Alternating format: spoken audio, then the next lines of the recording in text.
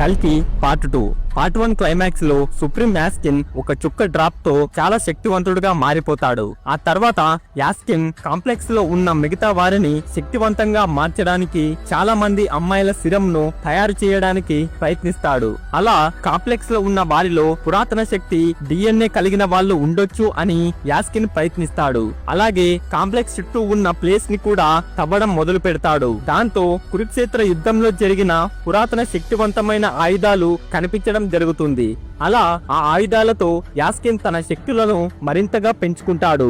ఆ తర్వాత flash back లోకి వస్తే కల్కి పార్ట్ 1 లో శ్రీకృష్ణుడు అశ్వత్థామతో ఇలా అంటాడు, కలియుగం వస్తుంది, కలి వస్తున్నాడు, అధర్మం పెరిగిపోయి ప్రపంచం అంతా చీకటి అయిపోయినప్పుడు నేను ఇంకో అవతారం ఎత్తాలి. ఆ యుగంలో కలి ఎంత శక్తివంతుడు అంటే నా పుట్టుకను కూడా ఆపగలడు. కాబట్టి నువ్వు నా గర్భగుడికి కాపలాగా ఉండాలని అశ్వత్థామతో అంటాడు. ఈ మాటలకి అర్థం ఏంటంటే ఈ భూమి మీద ఉన్న ప్రజలు ధర్మం అంటే ఏంటో మర్చిపోయి తమ స్వార్థం కోసం, తమ సుఖాల కోసం, డబ్బుతో, అధికారాలతో ఒక మనిషిపై అఘాయిత్యం చేయడం, ఇక స్త్రీలను బలవంతం చేయడం, మంచి, చెడు, జాలి, న్యాయం వంటివి అన్ని ప్రజల్లో మర్చిపోయి అధర్మం పెరిగిపోతుంది. కలియుగం మొత్తం డబ్బుతోనే ఉంటుంది. ఇలాంటి కలియుగంలోనే కలి పుడతాడు.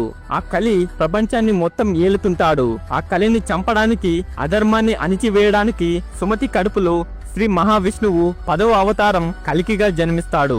ఈ వీడియోని స్టార్ట్ చేసే ముందు నాదొక చిన్న రిక్వెస్ట్. ఈ వీడియో మీకు నచ్చితే తప్పకుండా లైక్ చేసి ఈ ఛానల్ ని సబ్స్క్రైబ్ చేసుకోండి. అలాగే ఈ స్టోరీ ఎలా ఉందో కింద కామెంట్ చేయండి. ఇక ఏమాత్రం లేట్ చేయకుండా వీడియోలోకి వెళ్ళిపోదాం. క్లైమాక్స్ సీన్ లో ప్రభాస్ సుమతిని బుజ్జి కారులో తీసుకుని వెళ్తాడు. అప్పుడు అశ్వత్థామ ఆపడానికి ప్రయత్నిస్తాడు. ఇక్కడ ఈ కర్ణుడి కర్ర వల్ల ప్రభాస్ శరీరంలోకి కర్ణుడు వచ్చి కలి మనుషుల్ని చంపి మొదట్లో సుమతిని కాపాడుతాడు. కానీ ఆ తర్వాత ఆ కర్ర చేతుల నుంచి దూరం కావడం వల్ల తన శరీరంలోని కర్ణుడు వెళ్లిపోయి భైరవగా మారిపోతాడు. అప్పుడు బుజ్జి ఇలా అంటుంది, ఆ బటన్ నొక్కితే ఎక్కడికి వెళ్తామో మనకే తెలియదు అంటుంది. అప్పుడు భైరవ బటన్ నొక్కుతాడు. అక్కడి నుంచి వెళ్లిపోయి ఒడిస్సాలో ఉన్న కోనార్ ఆలయం దగ్గర ఆగిపోతుంది. ఆ ఆలయం కింద ఏదో మెరుస్తున్నట్లు కనబడుతుంది. అప్పుడు భైరవ అక్కడికి వెళ్లి చూస్తాడు. అది చాలా మెరుస్తూ ఉంటుంది. వాటిని భైరవ తాగుతాడు. అప్పుడు అతనికి కవచ కుండలాలు అతుక్కుంటాయి. ఆ కవచ కుండలాలు మహాభారతంలోని కర్ణుడివి. ఆ కవచ కుండలాలు భైరవకు అతుక్కున్నప్పుడు అతడు చాలా భయపడుతూ వాటిని తీయాలని ప్రయత్నిస్తాడు. కానీ తన వల్ల కాదు. దాంతో భైరవ ఏం చెయ్యలేక ఆ కవచ కుండలాలు అలాగే తన శరీరంపై ఉంచుకుంటాడు. అశ్వత్థామ భైరవను వెతుక్కుంటూ వస్తాడు. అక్కడికి అశ్వత్థామ వచ్చేలోపే కలి కూడా వచ్చి ఉంటాడు. అలా అశ్వత్థామ కలితో ఫైట్ చేస్తూ ఉంటాడు. ఇక్కడ కలితో అర్జునుడి గాంధీవం ఉండటం వల్ల అశ్వత్థామ తట్టుకోలేకపోతాడు. ఇక్కడ కలికి ఇంత శక్తి రావడానికి కలి శరీరంలో సుమతి యొక్క ఒక చుక్క శిరం ఉంటుంది. అందువలన కలి మరింత శక్తివంతంగా మారి ఉంటాడు. అది కూడా ఒక్క చుక్కతోనే. అందువల్ల అర్జునుడి గాంధీవం పట్టుకున్నా అతనికి ఏమీ కాలేదు. ఇక్కడ కలికి అశ్వత్థామకి ఫైట్ జరుగుతుంటే భైరవ చూస్తూ ఉంటాడు. అప్పుడు భైరవ కలితో ఇలా అంటాడు, ఈ అమ్మాయిని తీసుకుని నా యూనిట్లను నాకు ఇవ్వండి అని అంటాడు. అప్పుడు అశ్వత్థామ ఆ అమ్మాయిని కాపాడటానికి వస్తాడు. అప్పుడు కలి అర్జునుడి యొక్క గాంధీవంతో ఒక బాణాన్ని వదులుతాడు.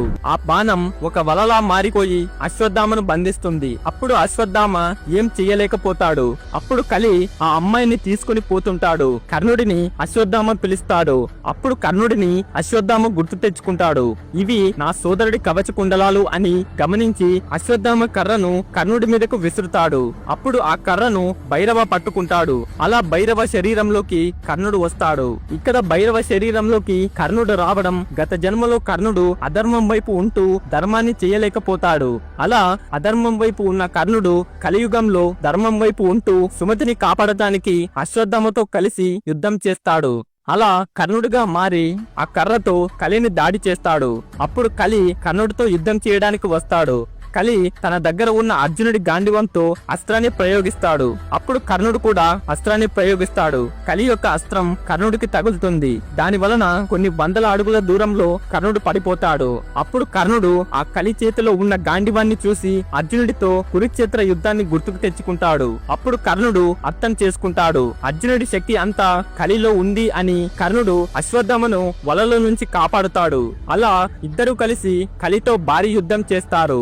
కర్ణుడు తలుచుకుంటే తన శక్తితో ఒకే అస్త్రాన్ని ప్రయోగించి కలిని చంపగలడు. కానీ శ్రీకృష్ణుడు మళ్ళీ కలికిగా పుట్టి కలిని చంపాలని, ఆ ఒక్క మాట కారణంగా కలికి మాత్రమే కలిని చంపాలని వదిలేస్తాడు.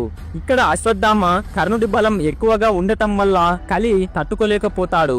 అప్పుడు కలిని చంపేస్తారని భయంతో అక్కడి నుంచి తప్పించుకుంటాడు. ఇక అశ్వత్థామ కర్ణుడు కలిసి సుమతిని నిజమైన శంబల నగరానికి తీసుకుని వెళ్తారు. అయితే కల్కి పార్ట్ 1 లో చూపించిన శంబల నగరం నిజమైంది కాదు. అప్పటికే శంబల మొత్తం మంటలతో కాలిపోయి ఉంటుంది. దాంతో ఇంకో నిజమైన శంబల నగరం ఉంటుంది. అక్కడ సుమతి రావడం ప్రజలకు చాలా సంతోషంగా ఉంటుంది. అలా శంబాలలో సుమతిని ఉంచడం వల్ల సుప్రీం యాస్కిన్ కి ఆ విషయం తెలుస్తుంది. మొత్తం తన సైన్యంతో శంబాల మీదకు దాడికి వెళ్తాడు.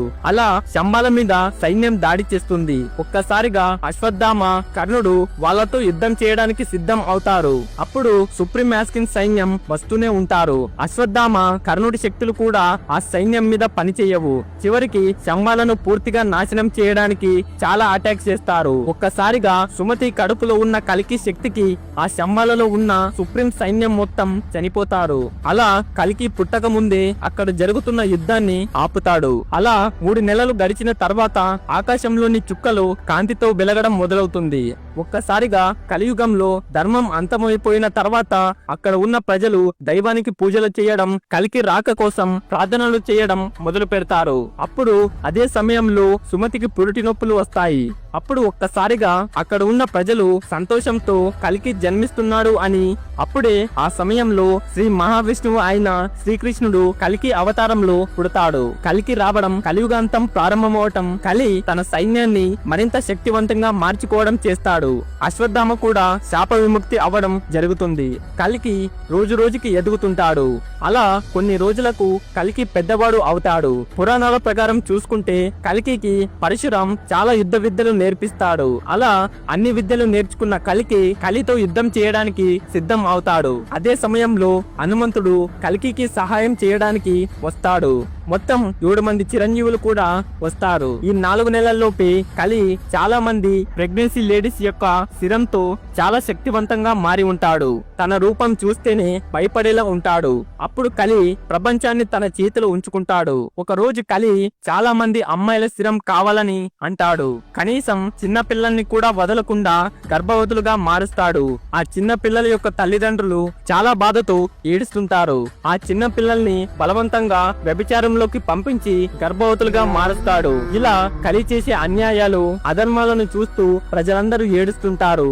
నిజంగా ఇంత అధర్మం జరుగుతున్నా ఏ దేవుడు రాలేదు అని, ఇక దేవుడు లేడు అని ప్రజలు అనుకుంటారు. అప్పుడే భయంకర శబ్దంతో గుర్రాల శబ్దం వినపడి కలికి వస్తాడు. కలికితో పాటు హనుమంతుడు, అశ్వత్థామ, కర్ణుడు, మిగతా సైన్యం అక్కడికి వస్తుంది. కలి మనుషులపై యుద్ధం మొదలవుతుంది. ఇంకా కలి కాంప్లెక్స్ లోనే ఉంటాడు. ఇక్కడ హనుమంతుడు, కర్ణుడు, అశ్వత్థామ చాలా యుద్ధం చేస్తూ ఉంటారు. అలా ఒక్కసారిగా కాంప్లెక్స్ మొత్తం భయంకరంగా మారిపోతుంది. సుప్రీం అయిన కలి భయంకర రూపంలో అర్జునుడి గాంధీవంతో బయటకు వస్తాడు. ఇక యుద్ధం మొదలవుతుంది. కలికి యొక్క సైన్యం చాలా తక్కువగా ఉన్న కర్ణుడు, హనుమంతుడు, అశ్వత్థామ బలంతో కలి యొక్క సైన్యం దాదాపుగా అంతమవుతుంది. ఇక కలి అర్జునుడి గాంధీవంతో కలికి మీద అస్త్రాలను ప్రయోగిస్తాడు. అప్పుడు కర్ణుడు వచ్చి తన ధనస్సుతో ఆ అస్త్రాన్ని అడ్డుకుంటాడు. ఇక కలికి భయంకర యుద్ధం జరుగుతుంటుంది. ఆ యుద్ధం జరుగుతుంటే ముల్లోకాలు మొత్తం అంతమైపోయేలా ఉంటుంది. కలికి ప్రయోగించే అస్త్రాలను కలి తప్పించుకుంటాడు. చివరకు కలికి కోపంతో విష్ణు చక్రాన్ని కలి మీదకు వదులుతాడు. ఆ చక్రం యొక్క శక్తికి కలి యొక్క తలను వధిస్తుంది.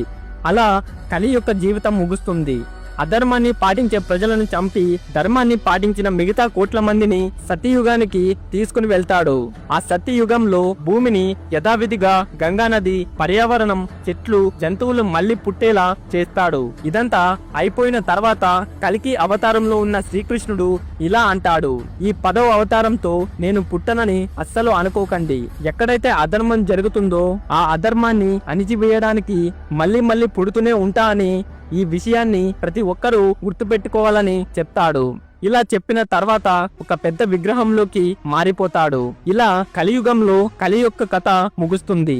సో అంతే ఫ్రెండ్స్, ఈ వీడియో మీకు నచ్చితే తప్పకుండా లైక్ చేసి ఈ ఛానల్ని సబ్స్క్రైబ్ చేసుకోండి. అలాగే ఈ కలికి స్టోరీ ఎలా ఉందో కింద కమెంట్ చేయండి. Thank you for watching.